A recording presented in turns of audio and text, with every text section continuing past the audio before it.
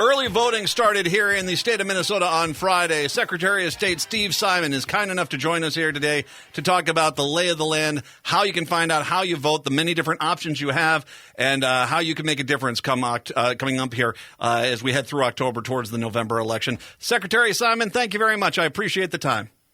Great to be with you. Thanks for having me. My pleasure. It's always nice to chat with you. It is, unfortunately, as we had a pretty serious news weekend, it's a good reminder that voting does matter and voting is important. We need to make sure that every time we have an election, whether presidential or off year or just a school board in your city council, those elections matter and people need to get out there and vote. Elections have consequences. No question about it. That's it. People get elected to stuff. I don't care whether it's President of the United States, as you say, school board, anything else. What people do when they get there or don't do when they get there, for that matter, those things have real downstream effects on all of us, and that's just one example. Is Minnesota the earliest or tied for the earliest in the country for beginning of early voting? We were indeed. Last Friday, we and South Dakota took the plunge together, first two states in the country to start early voting for everyone who's eligible. So we led the way. That was it last Friday. Of course, there are a lot of different ways to do it, which is another great thing about it. Let's focus on the difference right now between in-person early voting and voting by mail. Yes. So there are two ways to vote absentee.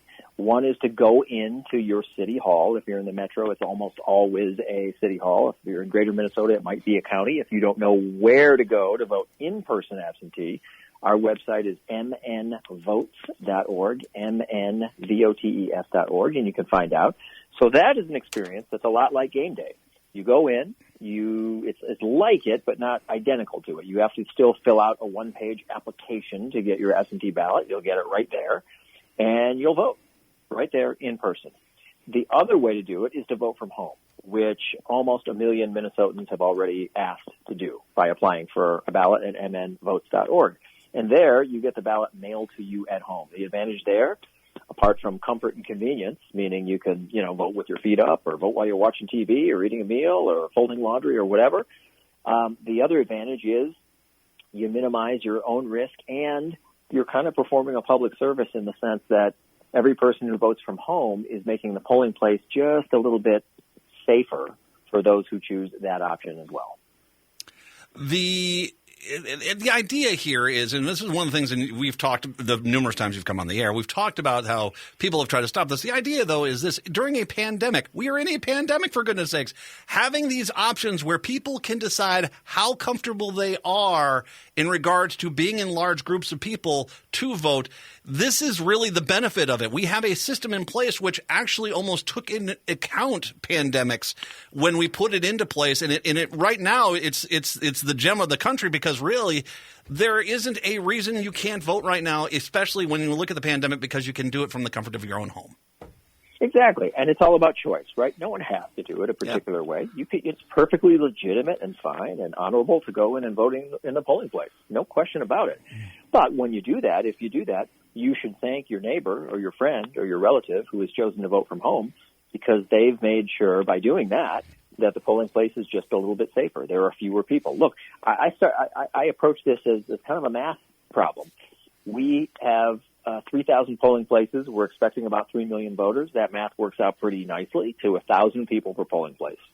And at a time of a pandemic, if you can get that number down, that's a good thing. Not everyone has to do it, but thanks to the million or more Minnesotans who will vote that way, it's not going to be 1,000 to 1 anymore. It's going to be more like 700 or 600 to 1, and maybe we'll go even lower than that. So that's a good thing.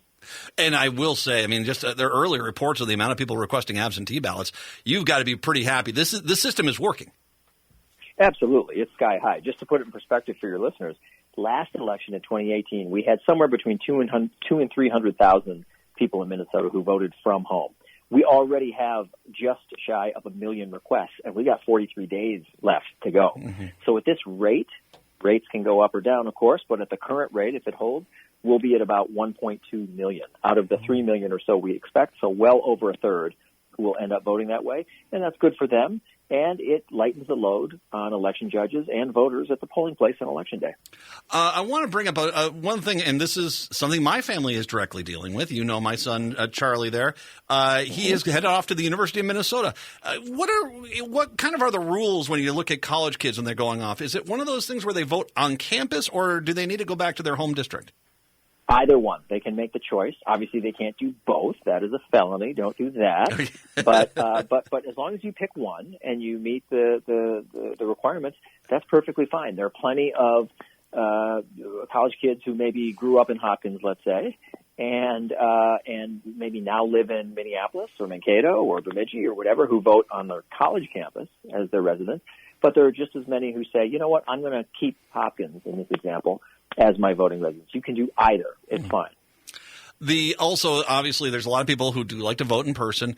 The mnvotes.org webpage, the mnvotes.org webpage does have all the information, the pertinent information in regards to where your local polling place is, right? Right. And just to be clear, it's just as worthy to vote in a polling place. But we want to make the option available to people and give them information and ask them to consider voting from home. And yeah, we're going to have 3,000 polling places, whether 2 people show up or millions show up. They're going to be there. They're going to be fully staffed. They will have all the supplies and the PPE we need, just as we did in the primary. That was a great dry run, great dress rehearsal. We paid for the purchase and the distribution to all 3,000 polling places of masks, of hand sanitizer and pumps and wipes, and we're going to have the same and more for the general election. When we talked to Justice Paul Thiessen on Friday, we need to also remind people that there's a full ballot. Can you still on your website pull up the ballot you will get if you by typing in your address and finding out who will be on your ballot? Yes, excuse the dog there. That's okay. Yes, we have a feature called My Ballot, and it is what it sounds like. You go to mnvotes.org and you type in your own address, and right away, up will come all the contests on your ballot in the specific place you live. So if you have listeners going, gee, obviously the presidential race is an obvious one, but am I even voting on county commissioner this year? Are there any school board races on my ballot this year? Type in your address, mnvotes.org. It's a My Ballot feature. Boom. You'll know right away what all the contests are that you'll be voting on.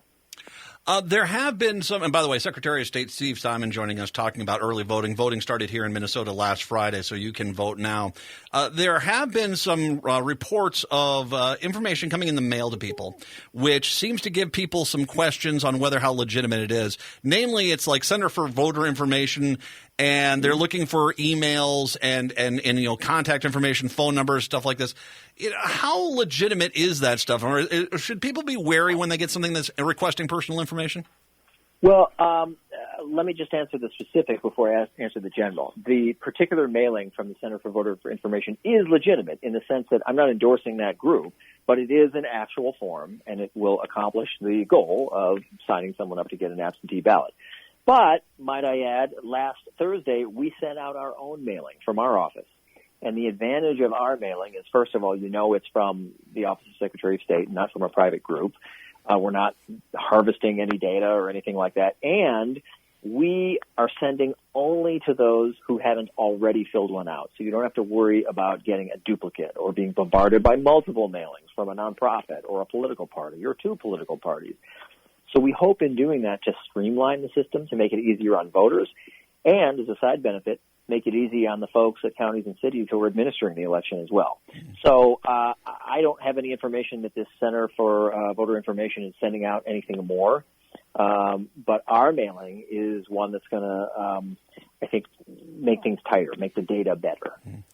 There is one other issue here that seems to be popping up, and that is the question of whether or not Trump can or will even try to stop voting at, say, like midnight on election night, in whatever time zone you're in, that at that point, all the votes that have been counted, those are the only ones that are going to go and count, and he's going to try to declare a win early because he already knows that probably a lot of absentee ballots are going to go against him. First of all, I mean, have you heard anything about this, and how concerned are you in regards to the president trying to stop an active election being counted? Yeah, he cannot and he will not. At least not in Minnesota and under my watch, stop the counting of legal ballots, which is what absentee ballots are. Anyone can declare victory with any percentage of the vote in they want. Whether we should pay attention to that declaration is another thing. So whether it's the president or Joe Biden or any candidate, they are all going to have to wait until we have enough returns in. And in Minnesota this year, this is critical, this year, one-time only rule saying that all voters can postmark their ballot as late as November 3rd, as long as it gets there by a week later. By definition, what that means is we will not have 100% of the results in until Tuesday, November 10th, which is a week after Election Day, Tuesday, November 3rd. Now, that doesn't mean we won't know winners before that. In fact, I will predict that we will know the vast majority of winners, of outcomes, well before the one-week deadline. But we will not know 100% of the results. And so the president or any other candidate can declare whatever they want on election night. But a ballot is a ballot is a ballot. And whether it's cast in person or in-person absentee or from home, it has the same worth and the same value, and it will be counted. Mailing early, though, is always a good option. Oh, totally, Yes. I mean, everyone can wait until Election Day to mail it. You get an automatic 7-day cushion to get it in, but I'm urging people to go earlier than that if they're comfortable doing that, just to make sure. And remember, you don't have to just pop a ballot in the mail and wonder and hope. You can actually know with certainty whether it arrived. We have a ballot tracking feature. It's mnvotes.org/track. You put in your information, and you can know for sure not only that it arrived, but the particular day that it arrived and was processed and tallied. So that's really important to know as well. It's peace of mind for all your listeners. mnvotes.org. Everyone out there listening, it's a civics course, for goodness sakes. It is literally everything you need to know about voting in Minnesota. It is an exceptional webpage. Pound for pound, I don't know many that are better. Seriously, for whatever the subject they're working with, mnvotes.org is sensational. So I want to drive everyone there. Once again, Steve, they can get all the information on how their options to vote and how they proceed at that website, right? That's right. mnvotes.org. It's a one-stop shop. Secretary of State Steve Simon. Mr. Secretary, I appreciate the time as always. Let's have you back on before we get to the election day, okay? I'd love to. My pleasure.